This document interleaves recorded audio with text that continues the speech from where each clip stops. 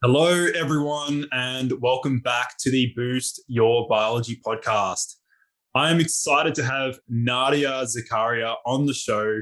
She's a cognition coach, mentor, speaker, and believes that true fitness of your mind starts at its core. For reference to my listeners, I've personally been working with Nadia one on one through some of my own struggles with the main intention of becoming more whole as a person. So, Nadia, welcome to the show. Hello, thanks for having me. Awesome. So, Nadia, maybe do you want to let my listeners know a little bit about yourself and, a bit about your journey? Yeah, sure. I guess it's always a hard one to know where to start. I guess I'll start with like my education background's probably not a bad one, especially for your listeners. So I have a background in psychology. I did an undergrad degree at Swinburne, and I actually originally wanted to become a psychologist. My mum has quite a serious mental health problem, and I had a lot of connections with that growing up. So that was the path that I actually originally wanted to go down. But what I found as I did the course was the traditional model is very centered around diagnosis and treatment. And I had a desire to do the flip side as well. So do performance stuff and prevention. So because of that, at the end of my degree, I kind of took a pivot and I went down, I guess, what I would consider a little bit more of a holistic approach. And I did a coaching course with the Coaching Institute and just started, I guess, learning from some more holistic people, like engage with Chinese medicine people. I've been to some seminars with people like, Holly that you work a lot with, and kind of have started to learn a lot more about, physiology, spirituality, Chinese medicine. And I guess, maybe some people will call them the pseudosciences, and sort of bring all of those things together in what I do. And I guess that's my point of difference, is that I think I sort of operate somewhere between what a psychologist would usually do and what a coach would usually do, and sort of bring in whatever it is I've read or I've experienced through my own life to best serve my clients. And yeah, I guess I just think that it is that, especially what I do. I don't think it is, I think it's so unique and individual to each person and each practitioner. I think like standard psychologists have become a little bit that, like too standardized. And they've lost that sort of personal approach. And a lot of the stories that I hear of people coming to me is like, oh, I actually did once go book with one psych or one coach, and they had like one negative experience with that person that probably was more about those two actually not meshing or having rapport. And it sort of dissolved their desire to ever take those kind of steps. So I guess in that sense, I try to be what that client needs. And I also try to say no. It's probably a bit different thing that psychs do as well. Like, I'm not right for everyone. My style, my approach, I'm quite direct, as you know, from working with me. And that's not going to be everyone's cup of tea. So I'm pretty like upfront about that. I have a complimentary session generally with people at the start. And I will say that if I'm like, look, I think there's probably someone out there better suited to what you need and what you're doing. Awesome. Yeah, I've definitely noticed that throughout some of our sessions. The directness is something that I definitely, I enjoy that factor because sometimes it's better to get straight to the point and, instead of just beating around the bush, you sort of just direct to the point. So I've noticed that myself. Yeah, I think that's why I have good cut through with men. I think they generally quite appreciate my directness. And that's probably a little bit why I guess I do definitely gravitate towards working a lot with men, and I do a lot of couple work as well. I think because of that direct cut through, I think it's something that a lot of guys find refreshing and a bit easier to engage with. And I guess that's why sometimes like I probably am not the right person for some women, because I can sometimes be like, I do have softness. So I hope you think I'm also soft and not too direct, but I definitely, that's my method is, just like to cut through straight to the point. And like, even you pointed out at the start, like my business name, I guess, right? That fitness of your mind starts at its core. For me, like that was the play on words that I went with in terms of, again, comparing physical fitness and exercise in the gym to mental fitness. And in that same way, like you build on physical fitness and physical capability and physical performance, and mental performance should be treated that same way. So that kind of really practical sort of literal comparisons is sort of where I live. And I think it obviously has worked really well with you. And I do think it has, like, yeah, I think you either love me or you hate me as a practitioner. I don't think I really have an in between. Absolutely. And that's obviously the reason why, I reached out and connected was because, at the start of lockdown, things were things were quite easy, but then, as months went on, like started to really get to me, and some things were popping up as like things were arising, and I thought it was time to actually do some work with someone who can help me through things, and it has been very helpful. So one thing I'd love to dive into is, I guess, with lockdown itself, and what are some of the biggest struggles you've seen with people? Yeah, look, it's definitely been a interesting time to be a mental health professional. Like I say to everyone, in the same way that no one had a guidebook on how to deal with this, I certainly did not learn in uni how to specifically deal with what was coming up in this situation. In saying that, the obvious is obviously there was a lot of like low moods, a lot of kind of depressive cycles, a lot of like anxiety coming up for people. In terms of what caused that, it was pretty varying. I think what I generally found was that not many people found demons that didn't exist beforehand, right? All that lockdown did in most cases, at least with most of my clientele, was slow them down, remove distractions, and also maybe remove the other ways that they used to validate themselves. And with the removal of all those things, they had to actually see what has been plaguing them from beforehand, right? It was, don't get me wrong, there were some cases that were literally like, oh, I just can't make money and I can't feed my kids and the stress of that is causing me whatever. But honestly, for my client base anyway, predominantly it was more, oh my God, all these demons that I didn't even realize I had have all caught up with me in this period. Yeah. And that's some of the things that also I noticed, because some of the things that I brought up in some of our sessions were things that have been ongoing for years, because things slowed down and there was time to actually look within. And that was when things showed up. So I guess there was one thing that came up through one of our sessions in regards to wanting to protect and provide, as a man.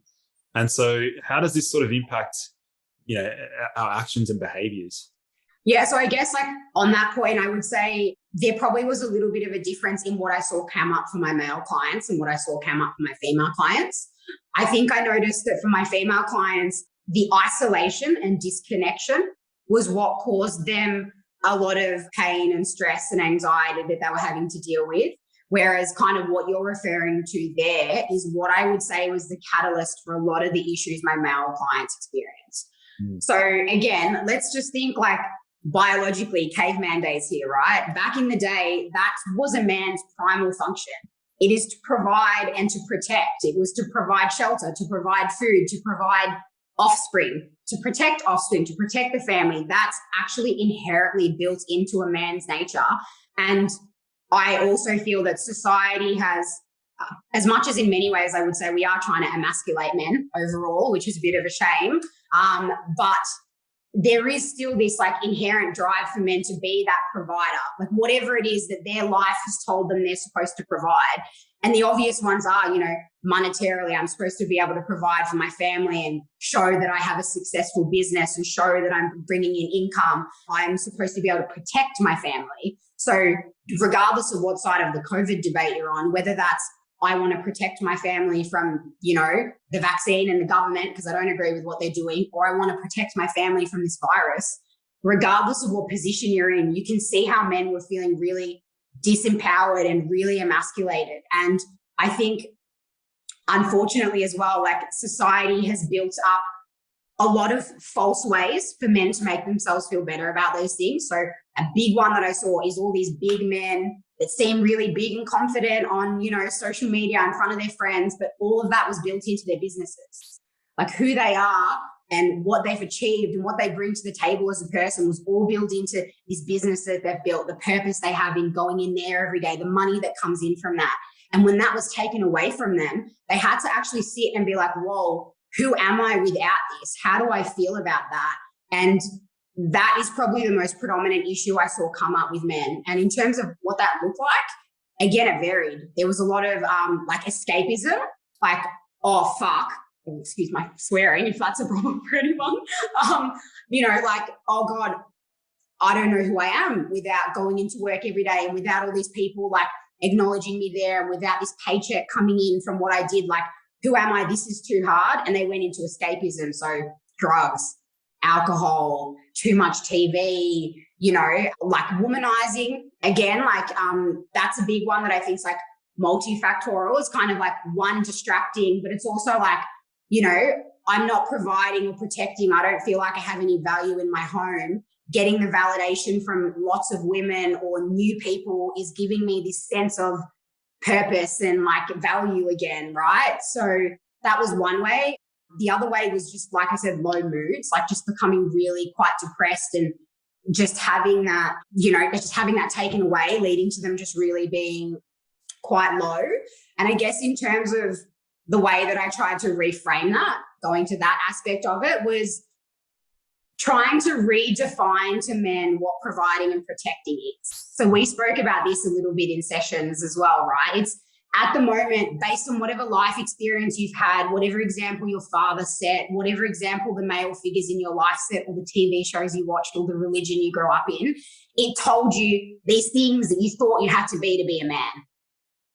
So what I think this has given you an opportunity to see is to redefine that. And I guess what I've been trying to teach men is, okay, you might not be able to provide with your job, or you might not be able to protect them from this situation, but you can provide emotional support. You can provide us the real version of you. You can show us who you really are and how you are feeling, how it is affecting you. And you can actually provide and protect for us in a different way than you have previously. And I actually think that different way is far more functional and far more sustainable. And in that sense, I do actually think a lot of what's happened in the last couple of years is a blessing, right? Like you said, it pushed you to come and book in with me. And it did that for a lot of people.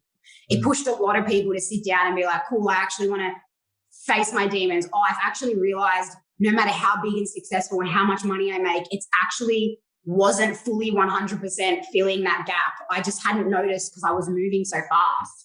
And getting to sit down and see that and like redefine their version of provide and protect, because that's not going to go away, right? Like I said, that's an inherent male, biological, testosterone driven aspect of you. It's a masculine energy thing.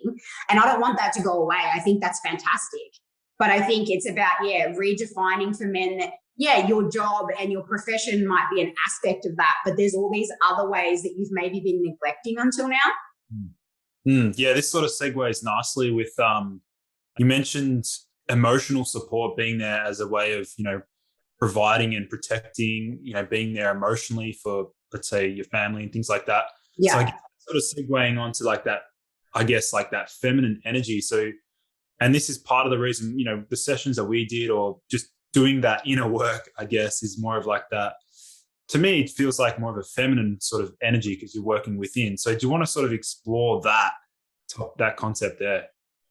Yeah, okay. As in, and what aspect of it? As in whether I think doing self-work is a feminine task or not? Is that what you mean? Well, I mean, I guess, the outward energy of just constantly doing on the go, like hustle, getting work done, but not actually ever checking in with emotions. And then, because in general, what I've found is like, we prefer to like suppress the emotions, don't let them arise. So do you want to sort of explore that? Okay. So again, I'm going to go into a male and female comparison here because I love to do that. And what I'm going to talk about is something we've spoken about in sessions again, which is like the difference in male and female focus. So masculine energy and men generally tend to have a more intense single focus. So again, caveman days, you got to think about it. The things a man needed to do, like hunt, for example, required an immense amount of focus and attention. He could not afford to be thinking about anything other than what he was doing, or he dies. And not only does he die, but the whole clan potentially dies if he dies, right? So they got very good at that really intense, single focus, forward-driven, goal direction sort of action. And generally speaking, and again, I am generalizing here, but generally speaking, that's how men are wired. You're very like goal directed. And when you're looking at that goal, I think the analogy I've given you before is like a horse with those blinkers on when they race. All you can see is the prize. So what that means is, inherently you stop and you don't think about looking around at the other things. Your mind believes that to achieve that outcome, the best thing you can do is solely focus on that outcome and zone everything else out. As I say that out loud, I hope people can hear that there's maybe a little bit of flaw to that logic, right? What women do on the awareness that a woman has is something called diffused awareness. So again, think back caveman days, women were foraging, they were looking after the children, they were doing many things at the same time, and they had to have that kind of awareness of the whole scope. You kind of see this when you joke, like you send a guy to look for keys and he can't find them, and the woman walks in and she sees them in the corner of the room straight away, right? Same concept. So in that sense, women automatically, as we go through life, like I might have a goal, but I'm always assessing everything all the time. All the things along the way, the full picture, what works, how's he going, how am I going, how are my kids going, how's that all coming together to get to my end goal? Both have positives and negatives to them, right? But I think that's why men generally don't necessarily think to stop and reflect. And I actually think in that sense, that's probably why a coach or a therapist is even more important for men, because a lot of the time the work I'm doing with you guys isn't super complicated. It's literally just like, okay, stop. It's explaining that concept to you. It's explaining, I understand you have single focus. I understand that you think that it's the best way to achieve your goal. But when I explain to you, like anything in life, being balanced and having a 360-degree view is actually a better way to achieve that goal. Once I explain that to you, then a man goes, okay, I'm willing to put my blinkers down and look around, but you kind of have to pull them back to that and give them tools on how to do that. Because again, society hasn't taught you guys to. It hasn't taught you to stop. It hasn't taught you that feelings or stopping and looking back are important. It's placed the weight on these like, oh, to be a successful man, achieve this goal. It hasn't actually stopped and explained the importance of the other factors. And I guess that's, again, another thing that's important to bear in mind with men versus women is that men respond a lot better to information when it's, how do I word this? When it's directly related to something within them. They're very aware of energy expenditure. Like, again, think, I had to know how much energy it was going to take me to successfully complete a hunt. I know what it's going to take me to get in and out of there, if that makes sense. So I actually have to explain to a man, if I just tell you to do something and I don't tell you why it's going to be good for you, you're very unlikely to follow through. Whereas a woman can automatically maybe understand that better because of the way she's aware. So with a man, that's an important additional step that I bring in is, this is what you're doing now. This is why you should do it different. This is the gains you'll get. And then these are the tools to do it. Yeah. So I think it's maybe that. It's not so much that it's feminine to self-reflect, but it's just the way our minds are wired and our awarenesses is it lends easier to that aspect than it does for men, which is why I actually think like if you can find a good coach or therapist, it can be such a massive thing for guys. And I guess that's why like my passion project is there, because I think that if I can make men 5% better at that, I don't just serve them, but I serve everyone in their circle. And by elevating them, you automatically elevate the experience for the women in their lives. And I just think that's really powerful. Yeah. And you know what else just sort of popped up there, I guess, is in relation to men's egos, in a sense, because the way that I look at this is also like, for me to want to reach out and get support, I actually have to drop my ego aside and actually say, okay, maybe I can't figure this out all by myself, like I'm always trying to do, is just like figure things out. Do you not have all the answers by yourself? I thought you did. You were so close. I know. So I guess that aspect there is like, first of all, the awareness of like, okay, number one, maybe I need some support. And this, I'm trying to give a platform here as well for other men who are struggling, who are, going through some personal stuff, to actually want to reach out and connect with people. They can actually work through their issues, I guess.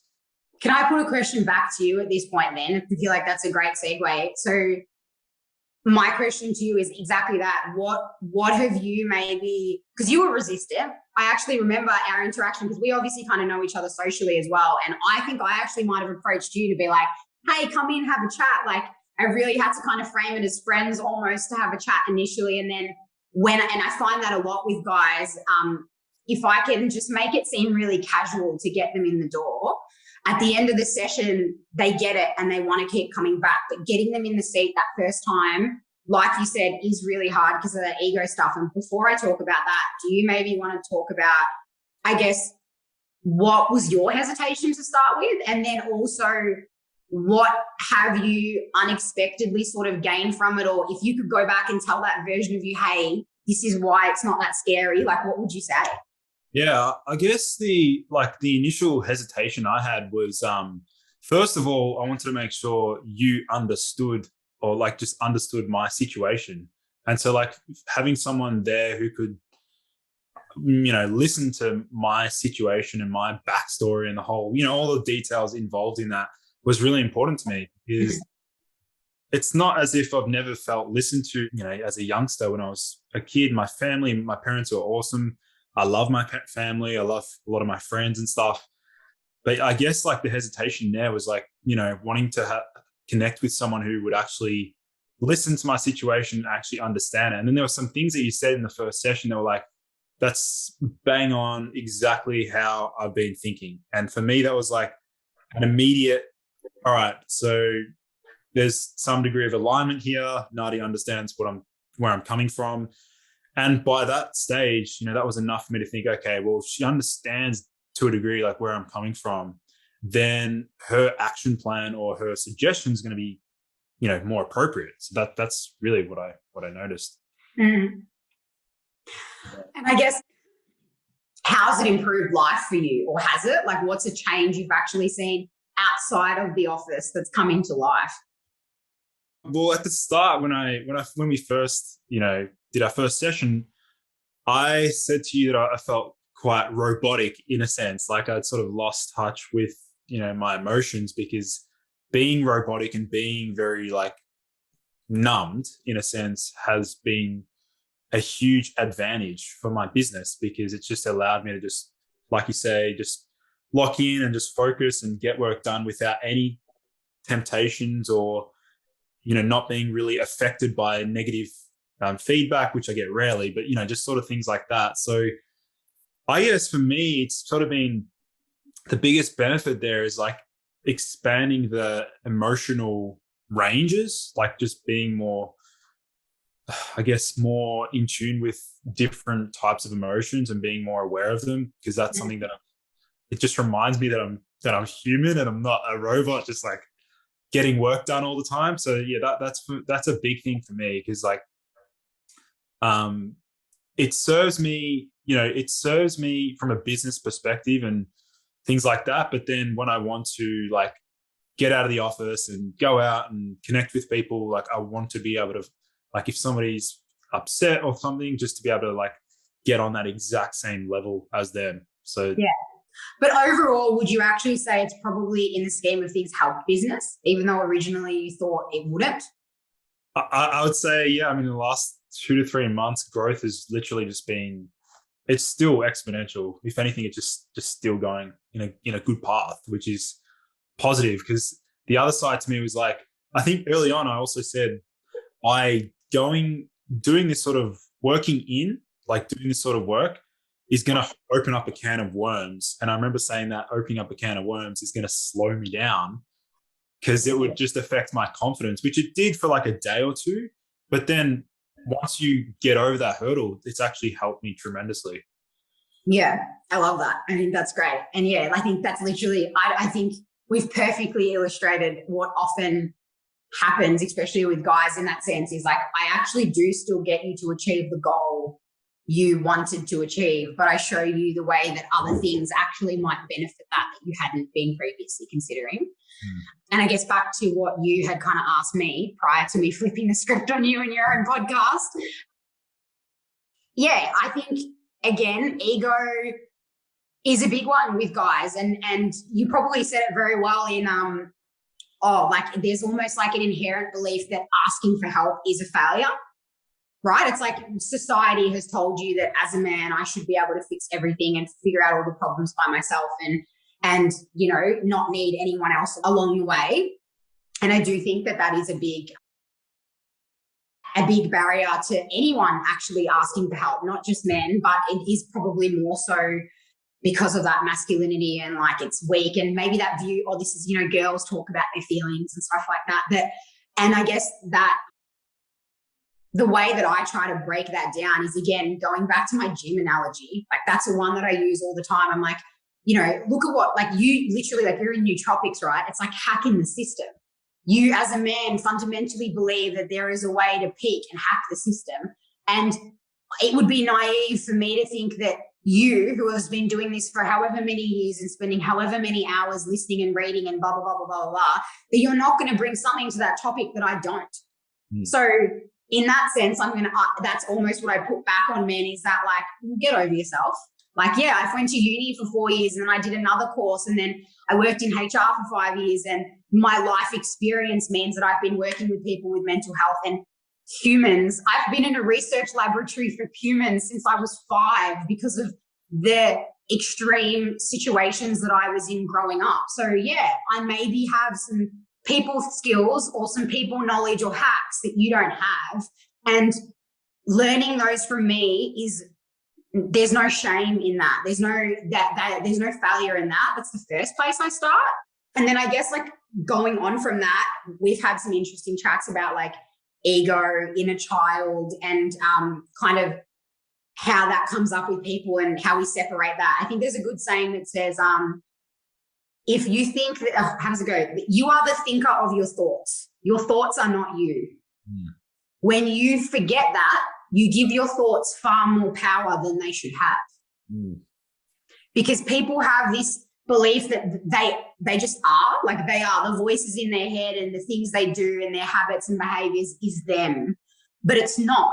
It's just, you know, you are a blank canvas that came into this world as a child, and inherently all humans have a desire to be seen, heard, loved, safe. And as you went on through life, you essentially started recording information about how to feel all of those things. And depending on your parents and your social situation and your socioeconomic status and the time in the world that you were born in, when we think about what kids born in COVID are going to experience psychologically long term, you know, all of those things impact and imprint stories upon you. And you keep internalizing beliefs and feelings that you think are going to protect you and are going to get you loved and are going to get you accepted and whatever. But you've met 5-year-olds and 8-year-olds. Their logic and their putting together of things is not the best. So the way that you decided to achieve those outcomes is not foolproof. But then what happened is you grew up and you decided that all those things were you and there was nothing you could do about it. And again, what you learn when you learn about psychology and ego and inner child and these voices, and you talk to a therapist or whatever, what we teach you is those voices and those beliefs are just aspects. They're things you've picked up along the way. And the first step to taking back control and making different choices is understanding that. So a common thing that I do with people, and we've done a little bit together, is actually talking to those aspects of yourself as if they're a separate person. So like, I think one that comes up with men and is used in our session for is Mr. Jealous is what comes to my mind. You know, you might have, you know, Mr. Jealous or Mrs. Insecure, or sometimes I call it Little Nadia, or you might give it a totally different name. But that actual step of separating it, already I understand there's Nadia of today, and then there's, you know, Little Nadia or Insecure Nadia or whatever I want to call her. And by separating her in that sense, I already regain more autonomy. It also then enables a process that we've spoken about, which is where you actually start reparenting that aspect of you, right? So I would almost describe that aspect as it's frozen in time at whatever point it first encountered that pain. And when that pain happened, it developed thoughts, feelings, and beliefs to protect itself from that ever happening again. It stays that age. So what you can do is, like, the voice comes up, I hear it. It's telling me, oh, I'm not good enough. And I might go, I hear you, Insecure Nadia. I understand why you feel like that, because people always left when you were growing up and you have a lot of abandonment issues and you internalize that and you decided that people left because you weren't enough. And I understand that that protected you. And that's how we survived as a kid. We just decided we weren't enough and we lived our life around that concept. But I'm a grown up now and I can see how that wasn't true. Like I've come to see why people actually left. I did a whole psychology degree to understand why people did the things they did and that it's about them and it's not about me. So I understand why you have that belief, but I actually have a new set of beliefs now and let's try it this way. Right? Whereas what people usually do is go insecure thought, oh my God, either they fully accept it and they go, fuck, I am not good enough. Oh, this is terrible. I give up. It's true. Or they go, fuck, why do I think like this? Go away. Like, stop it. Like, oh, you know, that's stupid. Why are you behaving like that? Neither work. The resistance just makes it louder. The acceptance of it makes it real. So that's like the first step to dealing with that aspect, I guess, and that voice. So, you know, if you're a man and you hear that voice come up that goes, oh, it's a failure to go and have to do this. Men do this on their own. You'd say that. You go, look, I get why you feel like that. Society's taught us to feel like that. My dad's an old Wog dude, an old Arab dude. He doesn't talk about his feelings. This wasn't a thing they did. I get that this is foreign to us, but, you know, I have a whole lot of different information available to me than my dad did. And it makes sense to me that if there's people out there that know more about this topic than I do and I want to get really good at it, then I should go ask that person for some advice. That's smart. If I watched a professional athlete do that, I would clap them. I would say, of course you get a coach. If you want to be the best, you get a body coach. You don't think you're good enough to do it on your own. That's ridiculous. I'm going to apply that same logic, right? And befriending that aspect of yourself, appreciating it, thanking it, but reframing it. Eventually kind of what you're doing is like bridging the gaps between you guys. And over time, the hope is that you actually just fully mold together and it understands and can have actually let go of its beliefs and inherit your beliefs, essentially. Yeah, I totally can relate to that. And it's something that I've heard not only from yourself, but, you know, numerous other mind experts and psychologists where they're sort of saying to separate the two, which totally makes sense. And I guess almost similar there is like the concept of maintaining control. And when I got into this whole nootropics and biohacking, this whole concept of being able to manipulate my neurochemistry to then alter my thoughts, and which is true because there's certain things that I've had or used that have actually increased the number of positive thoughts compared to the number of, like, let's say, negative thoughts. So I think that's a really important point there, is teaching people how to like acknowledge that that voice is there, but then to say it's not truly me, it's just a version of me there. Yeah. Yeah. And that's it. And I guess control, that's a good word in this aspect, because that's essentially what you're trying to achieve over your mind is control. I just think prior to understanding psychology and stuff, so many things felt like a given. Like I didn't feel like I had a choice.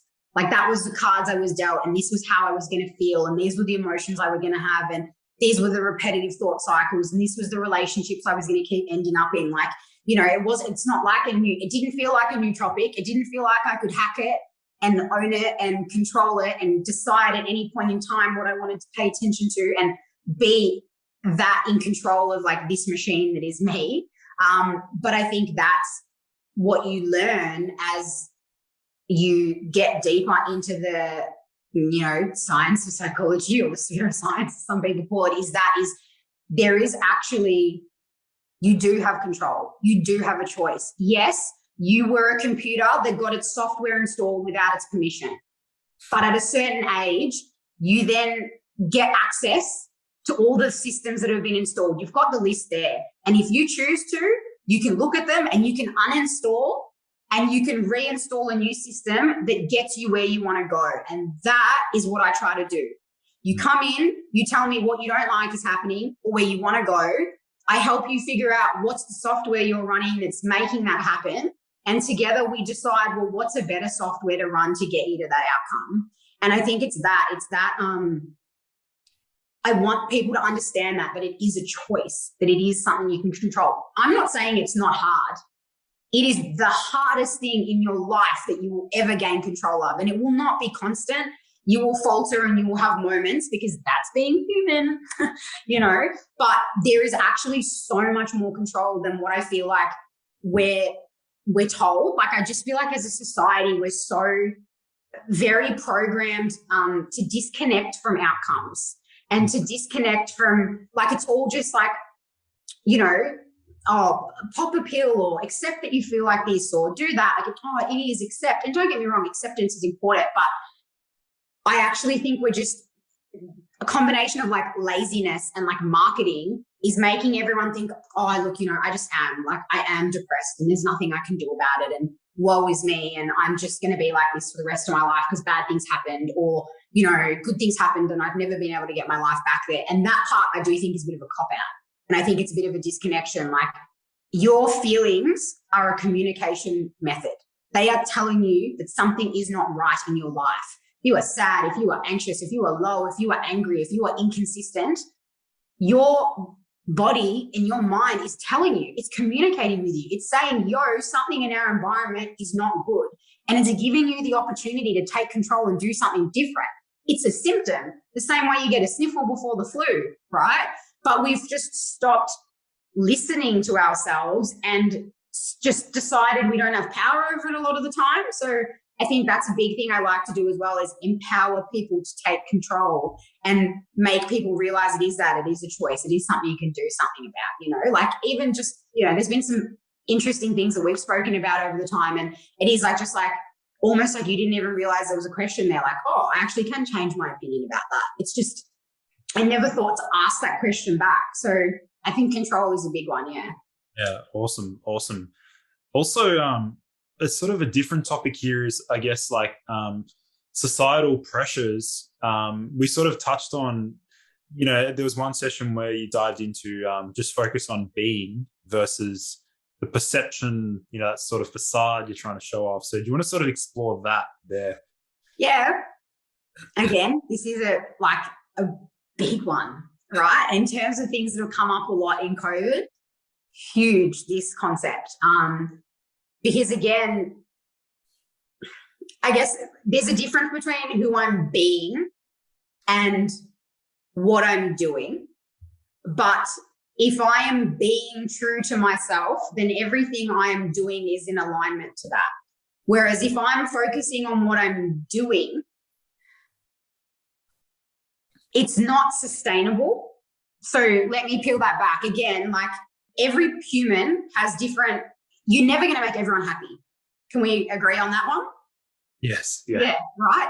You can never make everyone happy, but we kind of try to, right? Between social media and just society and TV and consumerism, everything is directing our attention outwards. It's saying the way that you decide if you are good enough or if you are popular enough is how many followers you have on Instagram, how many likes you get on your photo. Whether you're doing the right or the wrong thing is defined by whether the government are telling you that it's the right or the wrong thing. The school system, it's passing grades based on what the school curriculum tells you you're supposed to be smart at, and getting the scores the school system tells you to get. Everything is designed for us to look out and to measure ourselves based on how all those things are received. And when I just explained you're never going to make everyone happy, can you just see the bloody hamster wheel we're all on? Because I go to make a decision and I go, oh, what photo are people going to like if I post? I might have a concept idea, but then I'm not thinking, well, I am, but a lot of people aren't thinking, how do I want to say it? They think, how do I say this so more people are going to like it? Because that's how I know I'm good. Right? That is, I think, also so rife at the moment, because in my opinion, the real pandemic is self-esteem. It is at an all-time low, and people feel terrible about themselves.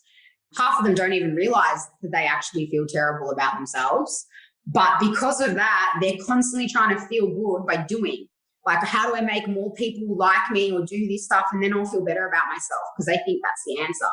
And what I guess I pose to people and what we spoke about in that session is, cool, you can try that if you want, but have fun. I did it for the first 24 years of my life and it was a fruitless task. It was exhausting and I always ended up crying and still alone. So at some point I stopped, and a thing that I get all my clients to do very early on in the piece is go, what do you value? You. Who do you want to be? What do you think is good and bad? What do you think is important? What do you think is intelligent? What do you classify as a generous person, as a kind person, as a loving person? What does that look like to you and why? And we turn the sight back inside. And very often I'll find like people even think that they value certain things that when we start questioning, they realize is actually a parent belief or a grown-up belief or whatever. Like a basic one that I always use an example is like, I always thought I really wanted to buy a house. Like that was on my goals list for a really long time. I want to buy a house. I want to buy a house. And as I got further down in this work, what I get people to do is bin your goals, do your values first.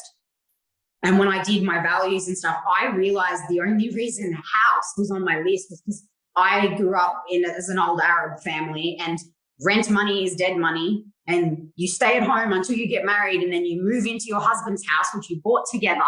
And I was like, oh, yeah, okay. And I didn't get the husband and I didn't do all these things. So the thing that I got to hold on to make my dad happy was buy a house, you know? And then I realized that. So that's like a really cool thing that I do with people is like turn it back in, start asking, what do I value? Why do I value it? What will actually make me happy?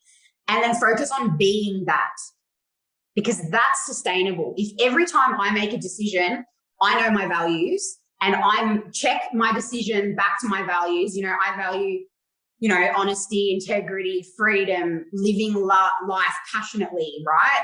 So if I check back, hey, does this decision align with my values? Yes. I spent lots of time thinking about why my values are important, connecting myself to them, feeling a really strong affiliation to them. So when I do it and people out there don't like what I did, I feel okay about it because I go, okay, I get that you don't, but I know why freedom is really important to me. I've sat there, I've thought about it, I've dug it down, I've made sure it actually is genuinely important to me, and I live in alignment to that. And it's just, one, it's more sustainable. Two, it's actually more of a guarantee because and this is where it's come up with in our sessions, it's like, if you want to be a good person and you want to be seen as being a good person, the best way to do that is to be a good person. And anyone who sees what you do and doesn't like it, well, likely they're not the kind of person you care about what they think about you anyway, right? So I hope that kind of answered your question. I get all passionate and tangent-y and I kind of like don't know how to get there. It's great stuff. It's great stuff. And it totally makes sense. The other thing that sort of popped up there is because we sort of discussed that illusion of generosity. And for me, one of my biggest values is I want to be seen as someone who's generous. And I try and do that. I try and be that as a person. So maybe that that sort of concept of the illusion of generosity, do you want to sort of expand upon that? Yeah. Well, I wonder as well, like when we had that conversation, what in that clicked for you? Like, because I think kind of to a degree we do it anyway, but I do remember that being something that you were really like, oh, wow, that's like really important. Why did that concept and that turnaround sort of really impact you? Well, it came back to when I was younger, as a young kid, I would look up to my dad's friends who, I think I shared this with you, is that I would look up to them in the sense that I wanted to be like them when we'd sort of maybe like go out for dinner or we'd go to some sort of event, and I'd see that they would shout, they would cover the cost of the meal, and they'd say, don't worry about it. It's on me. Like I then perceived that as like a king. That's like, oh, he's a king. Like that's a king status, king move to do. And so it's something I've always like, yeah, I want to be like that. Cause then it's almost like, cause then you have the power in the group. And so I want power in groups. I'm not afraid to deny that because that's just who I am. But then part of me is like, well, if I'm shouting the group, like, am I doing that because I really want to, just deep down, versus am I doing that to be perceived as, oh, he's a boss, he's a king sort of thing. I feel like that's a real mic drop moment, right? Isn't that the $1 million question? Like, isn't the concept there's no such thing as a selfless act? Have you heard that before? You know, I wouldn't disagree. I think like everything we do has a payoff and a cost. So I guess in terms of, and this is a bit of a complicated one to answer, but like, okay, so answer this in two ways. So firstly, it's that illusion of generosity, but I think that comes down to you asking yourself the question that you asked yourself in that. It's like, why am I doing this? Like, and you know what? It's okay if it's both, right? It's okay if like, no, I actually want to do this because I do care about these people. It's a nice thing. I can afford it. But it's good to also be honest with yourself and say, but I also know I'm doing it to a certain percentage because I like the way people view me when I do something like that, right? Be honest with yourself about it because that's fact, right? I say that all the time. Like people often are very kind and will call me things like selfless and generous and all that sort of stuff. And I can see why, based on my career choice, it's easy for people to perceive me in that sense. And don't get me wrong, I am. Like, I do genuinely consider, I care about people. I want to help people. I love it. But that's it. I love it. You love nootropics. You love the study and the research and what you learn. I just love people and I love understanding them. And I love the feeling that I get when I see them learn something and go out in the world and do something that they couldn't do before I help them. I love that. It makes me feel good. It just happens that what makes me feel good is a socially acceptable, generous task, right?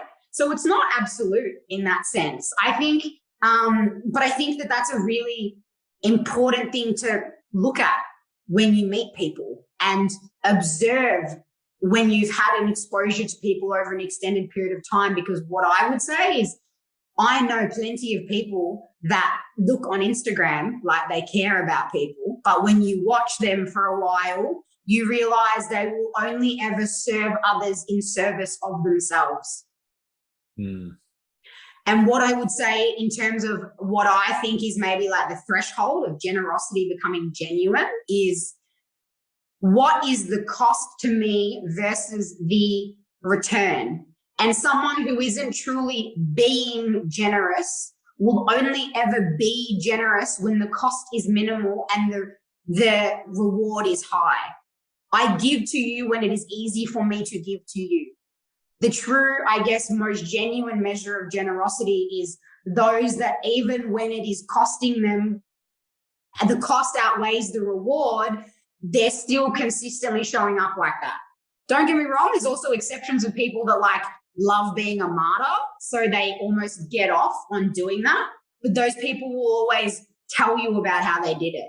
And that's, again, you know what I mean? Like there's information all available there. So I think like the key takeaway there is the two aspects of people. One, this is something to watch in those around you, the illusion of generosity, and see, are they being what they're doing or are they just doing it? Yeah. And I think it's very important for us, go back to your root motives. Like, why am I really doing this? What am I getting out of it? Why is what I'm getting out of it something I want?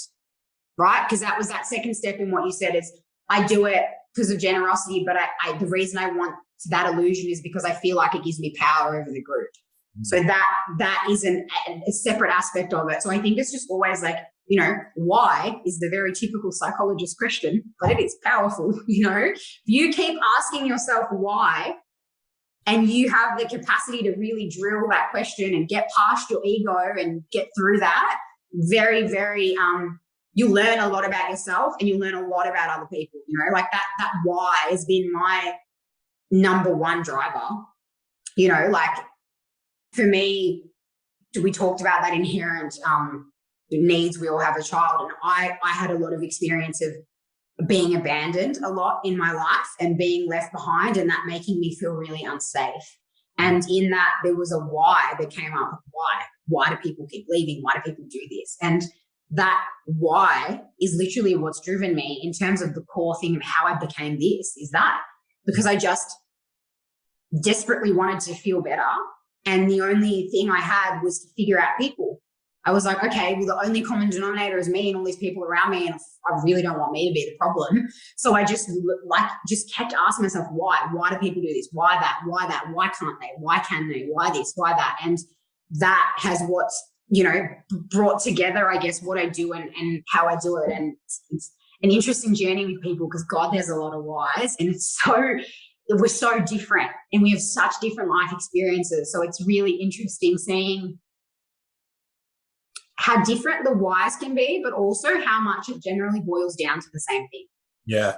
Yeah, I really like that topic. And I think you summed that up really nicely. And something that popped up there as well is the other week when there was some guy that reached out, he's wanting to start his own Instagram page. And he said he wanted to ask me questions about like what I did at the start and how I grew my own platform and whatever. And, and he reached out and he was wanting some free advice. And then, as I was going through the call, I was like, right, it's been 10 minutes. And then I was just quickly put myself in his position. And I'm like, I remember what that was like at the very start. I remember. And if I had somebody who gave me support and lended me a hand back then, I know exactly how that would feel. And so during that call, I just said to him, like, look, man, I could charge you for this, but don't worry about it. Like, I know how you're feeling right now, and I know how much value this, advice would be for you, like how valuable would it be for you. And so I tried to put myself in his shoes and experience, what it would be like for him. Yeah. And also something else with that is it's almost like if I can't feel satisfaction or pleasure myself, then I'm getting someone else to feel it on my behalf. It's like, it's a really interesting concept. And I think that's just like, humans are connection-based creatures. So and that's like seen on a biological level in terms of like, mirror receptors or whatever. Someone's going to say that better than I am, you know what I mean? But like foundationally, like we're connected beings again, which is why the last 2 years have been so harmful and why what I think is maybe a scary thing that's coming from technology and from the government's desires to keep us also like isolated and separated and that's what we need to be safe. But I guess the thing that worries me about that is losing what you just spoke about. Like I've seen that in my work. Like it isn't a dysfunction from people comes from disconnection from people.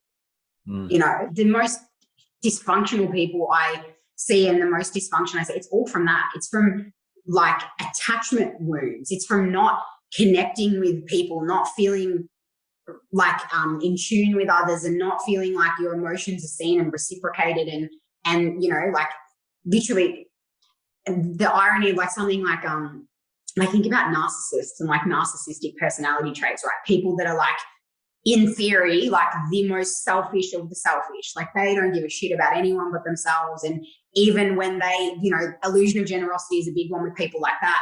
Anything they ever do for you is always just in service of themselves. But that actually came from the fact that at some point that person felt they literally gave up on humankind. They felt so unseen and ununderstood and unconnected with that they just literally went, oh, well, humans are never going to be there for me. So I just have to flip the script and just succubus onto them for whatever I need because they don't care about me. And that's what people are like, right? Mm-hmm. And that's what I fear is going to happen from all of this like going meta universe and, not seeing each other and not being each other is losing that connection to another human and how it feels to see them and be there for them and do something for them and see them light up and see the way that feeds you back. And like, I've seen that so much. Like I gave away a lot for free when I started this and I continue to. And I didn't, originally, to be honest, that came from insecurity for me. I wanted to give things away for free and gauge how people took it before I charged them essentially. And also because I obviously wanted to be able to help people that maybe couldn't afford it. But what I have found is that it always comes back, always. Like my whole business model has been built off that. And the more I give, the more I get back, and the more satisfaction I get, and the better I feel, and the better the people around me feel, and the better I feel because my circle got better. Like, it is the gift that keeps on giving. But I have so much fear that the combination of insecurity and disconnection is going to lead us to lose that, because in insecurity, what you see a lot as well is, like I said about narcissists just then, is you become really self-serving, because again, the dysfunctional story you tell yourself is, you know, be jealous of other people, think I'm better than them, put them down, take from them, be threatened by those that might actually like help me or be better than me because they make me feel inadequate. And we push them away and we take, and you kind of see it in what's been happening with the division and the anger and the hate. I really think that's been fueled from, if people are feeling insecure and they're feeling unsafe, then I'm going to attack anyone that is coming towards me or triggering any of those feelings. And I think that that's really sad, and to me a little bit scary in terms of kids growing up in this, because that's what makes us human. That's what heals us. The number one thing I see heal people is their connection. Like you said, feeling like I heard you and I understood where you were coming from and your experience and why it feels like that. You know, that's what creates the healing. If people take like one thing away from like having listened to this today, it would be that, is like, the answer to you feeling better about yourself is in connecting and being honest and being seen in whatever and whoever you are, no matter how good or bad you think it is, you know. And in that honesty and that surrender and the connection that comes from that, I think is where healing and elevation and amazing things happens. And I hope that people can lean more into that, as much as society, I think, is trying to push us away from it. Yeah, no, like I think that's a really, really beautiful way to finish off and to sum up there that concept of the therapeutic relationship, which is, you know, that bond that people have when they're looking to heal. So, Nadia, do you want to let my listeners know where they can connect with you if they want to get in touch? Sure. Let me actually look up my own Instagram name because I forgot it. So it's nadia.mindandcore. On Instagram is probably the easiest way to find me. I do have a website and all that coming, but it's kind of probably will launch early next year. So yeah, definitely look me up. And if anyone wants to have a chat, please reach out. If I'm not the right person for you, I'll definitely put you in the right direction. And if nothing else, like I said, I like to give away a lot for free. So my Instagram content has a lot of what we've spoken about today. And I put out a lot of tools like that all the time. So I'd love to connect with you guys. Yeah, awesome. Some really powerful messages there. So yeah, Nadia, thanks for coming on the show. It was a pleasure chatting. Thank you for having me. I really appreciate it. It's great. Awesome. All right. Bye, love.